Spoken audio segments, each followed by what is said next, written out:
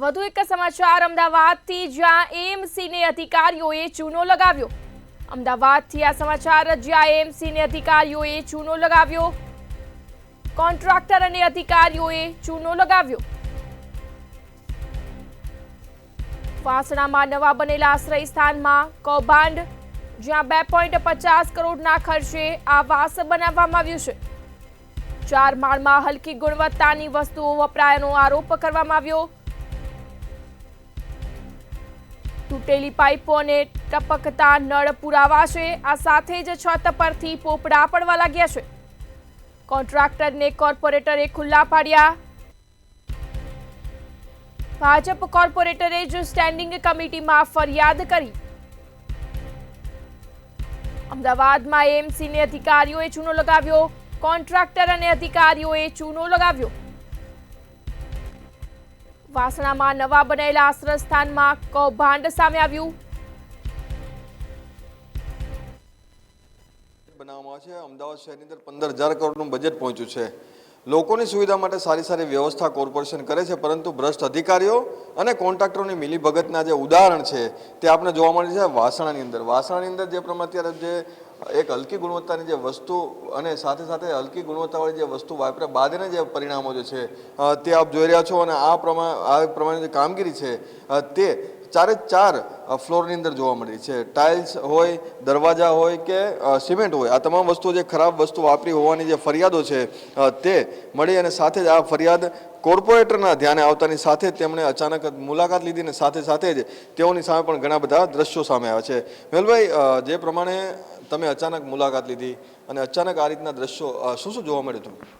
હું સવારે 7 વાગે વોર્ડમાં ફરવા નીકળું છું, પ્રજાના પ્રશ્નોનો હલ કરવા માટે નીકળું છું। આમાં હું દરેક જગ્યાએ પણ અમારી પ્રોપર્ટી હું મારા ધ્યાનમાં આવ્યો, હું તરત અહીંયા 2 દિવસ પહેલાં જોવા આવ્યો, ત્યારે મને ઉપરથી હું નીચે સુધી ચાલતા ઉતર્યો ત્યારે ભેજવાળા આ 2 મહિનાની અંદર દરેક રૂમની અંદર ભેજ આવી ગયો છે। દરેક બાથરૂમમાં ઉપરથી પાણી પડે, પોપડા પડે છે। એની જે પ્લેટફોર્મ જે ટાઇલ્સો નાખી છે કોટાના જે ફ્લોરિંગ ઉપર, એ બી હલકી ગુણવત્તાવાળા નાખેલા છે। એમાં પાણીની કોઈ વ્યવસ્થા જ નથી કરી, કારણ કે જ્યાં પાણીનો બોર બનાવે ત્યાંથી સમ સુધીનો પાઇપલાઇન નાખવી પડે, એ પણ નથી નાખી। દરેક બારણાની બોર્ડર પટ્ટી આવે એ પણ નાખી। એના નકુચા હેન્ડલ બી હલકી કક્ષાના નાખેલા છે। આ બધા મિજાગરા પણ ખોટી રીતે ફિટ કરી દીધા છે। આ બધું આપણે ચલાવી ના થાય, કારણ કે સરકાર, આપણા માનનીય વડાપ્રધાન શ્રી નરેન્દ્રભાઈ મોદી ગરીબો માટેની આ વ્યવસ્થા કરી રહ્યા છે।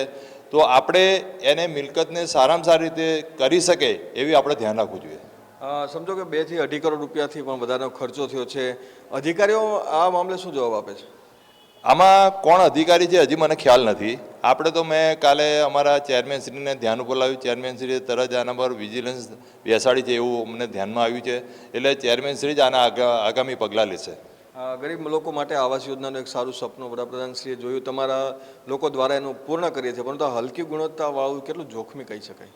આમાં 100% જોખમી કહેવાય, કારણ કે આપણે ગરીબો જે આપણે રહેતા એવું જ ગરીબોને રહેવા માટે મોદી સાહેબ પ્રયત્ન કરીએ છીએ કે ભેદભાવ ના આવવો જોઈએ। એટલે આપણે મોદી સાહેબ જે સરસ આખું આ જોયું છે, તો એના અનુસંધાનમાં આપણે પણ સારું ધ્યાન રાખવું જોઈએ। અમારા ધારાસભ્ય શ્રી અમિતભાઈ પણ આ જોઈ રહ્યા છે, એટલે એ પણ અમારા વોર્ડમાં ધ્યાન રાખે છે, એટલે એમની અમારે માર્ગદર્શન હેઠળ અમે કામ કરી રહ્યા છીએ।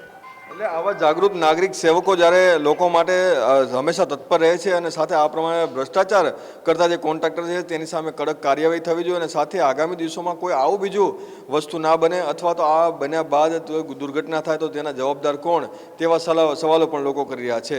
કેમેરામેન બિપિન અમીન સાથે મીર દુધરેજિયા, મંતવ્ય ન્યૂઝ, અમદાવાદ।